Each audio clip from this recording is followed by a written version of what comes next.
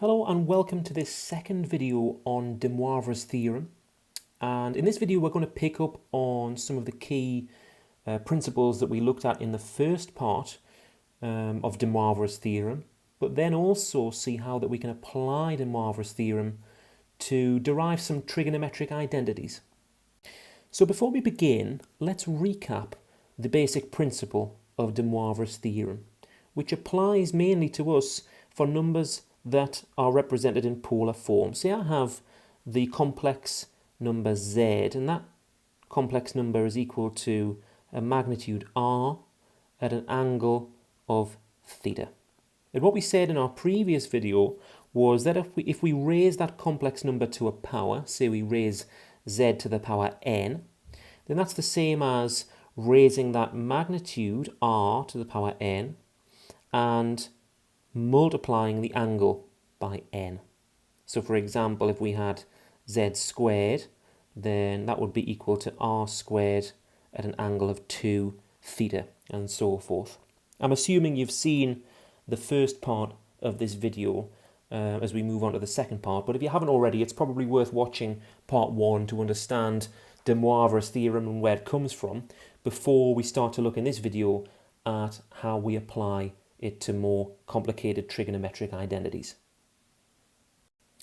So let's begin first of all by expanding on how we represent our numbers in polar form. Up till now we've seen this sort of basic representation where a given complex number, we've called it z here, is equal to r at an angle of theta, say. And so here in our diagram we see that our magnitude r is dictating the length of this vector, and it's at an angle of theta, an angle from the horizontal here. So what we can do is, by looking at this diagram in a little bit more detail, we can expand on it a little bit, and we can say that in terms of our triangle that's completed by extending these sides here, we've got a right angle triangle. The horizontal sort of bottom edge of that triangle is going to be given by r cos theta. And likewise, the vertical side going up the side here is going to be given by r sine theta. Now remember that we're dealing with complex numbers here that have a real and an imaginary component. So the real component of our complex number is along the bottom here, and the imaginary component going up the side here. And so what we must do is represent that imaginary component with a j to denote that it's an imaginary number. And so what we can do is, instead of writing z equals r at an angle of theta like we've done in this sort of basic sense here, we can write instead that z is equal to r cos theta plus j r sine theta. And what we can also do is we can draw out our common factor of r here. So r cos theta plus j sine theta. So what we have now is still polar form because we're expressing our complex number in terms of its magnitude r and its angle theta, but we also have the j component to denote an imaginary number, and we have these trigonometric functions cos and sine. So what we've previously seen of de Moivre's theorem is that if we have a complex number in the form of r at an angle of theta, and let's say we raise that to a power, we raise that to the power n, then that's the same as r raised to the power n at an angle of n times theta. That's what we saw on the previous slide there.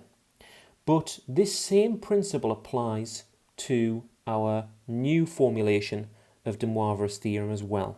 So what we can say is, let's write this out again. We can say that r cos theta plus j sine theta. Let's suppose that we raise that whole expression to the power n. That's the same as saying r to the power n cos n theta plus j sine n theta. And this formulation of de Moivre's theorem is going to be important to us when we come to derive some trigonometric identities. Let's suppose that we're asked to do the following. We're asked to prove that sine 2 theta is equal to 2 sine theta cos theta. And we're going to use de Moivre's theorem to do this. Let's begin by just writing out again the same equation that we derived on the previous page there. We said that r cos theta plus j sine theta all raised to the power n is equal to r to the power n cos n theta plus j sine n theta. Okay, so at this stage I want to have a look back at this equation or this identity that we're asked to prove, and we're going to make a couple of assumptions at this point. You'll notice we have this 2 theta in the brackets here, and so what I'm going to make the assumption here, looking at my identity as it stands, is that n is going to equal 2 in this case. As well as that, you see we have just sine theta, it's not multiplied by anything, so I'm going to make the assumption that r is 1, and because r is 1, the r terms are going to disappear. And so what I can do is I can rewrite this equation now, taking those assumptions into account. So we'll say that, well, r is 1, so 1 cos theta, or just cos theta, plus j sine theta, all raised to the power n, well, we said n is 2, is equal to, well, r is 1, 1 to the power 2 is still just 1, so we can ignore that term. We're left with cos n theta is going to become 2 theta, plus j sine n theta again is going to be 2 theta. So what I'm going to do now is I'm going to reverse these sides of the equations. The left-hand side is going to become the right-hand side and vice versa. The reason being that I want to do more work on this side, really. So I want that on the right-hand side just to make it easier when we're going through this. So I'll just rewrite that again with cos 2 theta plus j sine 2 theta on the left now. And what we're going to do with this this expression in brackets here is we're going to expand these brackets out. So hopefully you're aware of how to multiply out squared brackets or multiplying that bracket by itself. But when we expand that, what we're going to get is something that looks like the following. We're going to get cos squared theta plus j sine theta cos theta plus another j sine squared, sine theta cos theta plus j squared sine squared theta. So there's a couple of things I can do straight away to simplify this because we have two identical terms here. J sine theta cos theta appears twice, and so we could just say 2 j sine theta cos theta or j2 sine theta cos theta. The second thing I can do is here, remember j is the square root of -1, that imaginary term, and so j squared is just -1. So rather than sine squared theta, we can write -1 sine squared theta, or just minus sine squared theta. So let's write that out one more time, just a little bit simplified. So we'll have cos squared theta plus j2 sine theta cos theta minus sine squared theta. What we're going to do next is equate like terms, if we just move that up a little bit. Because what we have is, I'll just copy this down again on the left-hand side, cos 2 theta plus j sine 2 theta. We're going to equate like terms, and in particular, we're going to equate the real terms and we're going to equate the imaginary terms. So what I mean by that is we have some real terms on the left-hand side, those that don't involve j, and we have some real terms on the right-hand side. And likewise, we've got some imaginary terms on the left-hand side, and we've got some imaginary terms on the right-hand side. And so what we can say is, if this equation is to hold true, then the real terms must be equal on both sides, and the imaginary terms must be equal on both sides. So rather than having one sort of big equation like this, I can break this down into two separate equations. One for the real terms and one for the imaginary terms. So if we have a look at, first of all, the real terms, we see that on the left-hand side we've got cos 2 theta, but that's the only real term.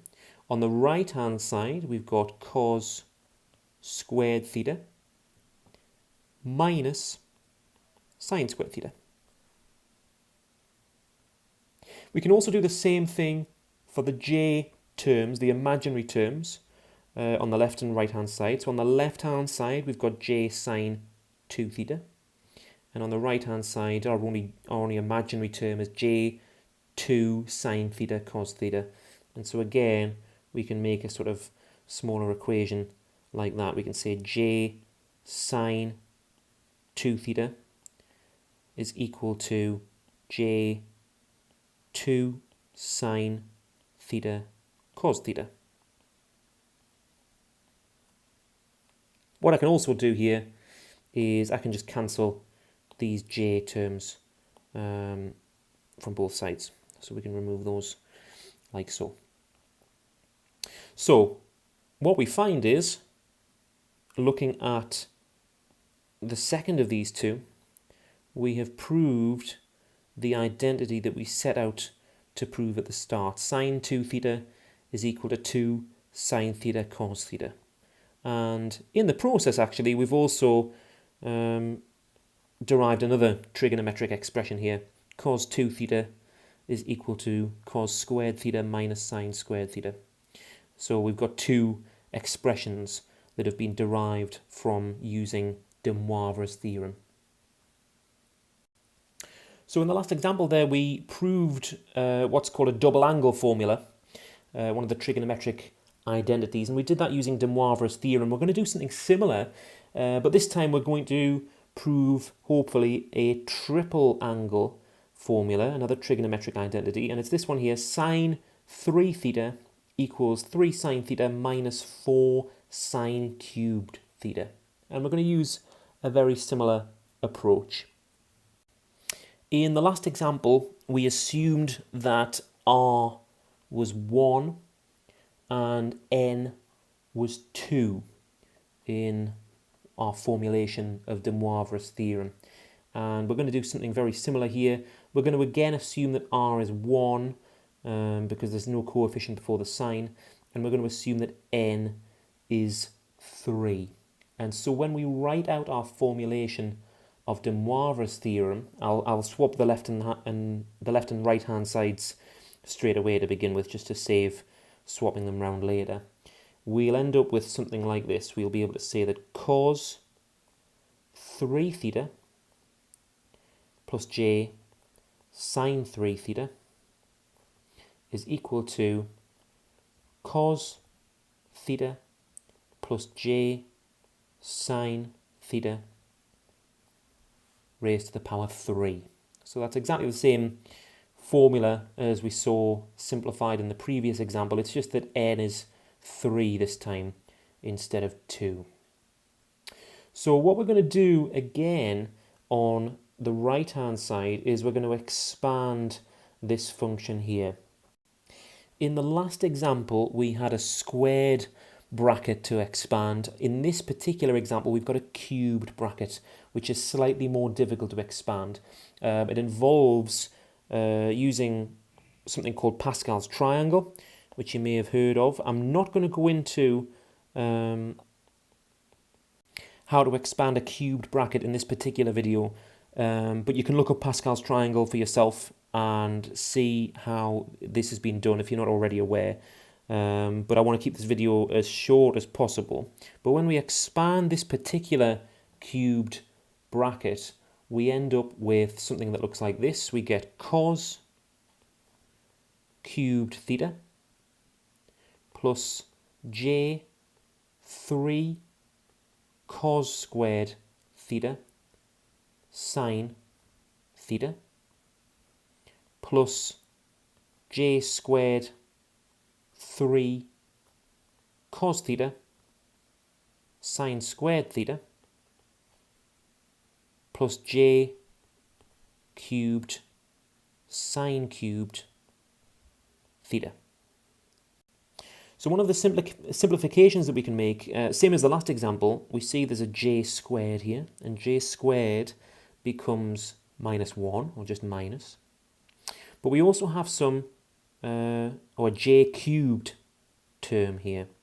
And this can be a little bit of a source of confusion, but remember, we've already said, I'll just make a note down the side here, we've said that j squared equals minus 1. Well, j cubed is just j squared times j again. And so we already know that j squared is minus 1 times the extra j. So really, j cubed is minus j. So we can simplify a couple of things here. We can change our j cubed term to minus j. And we can change our j squared term to minus 1.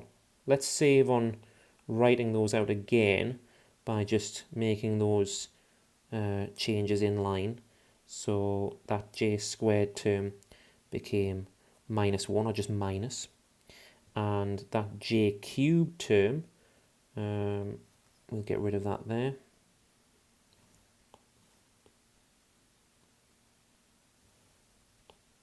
Became minus j.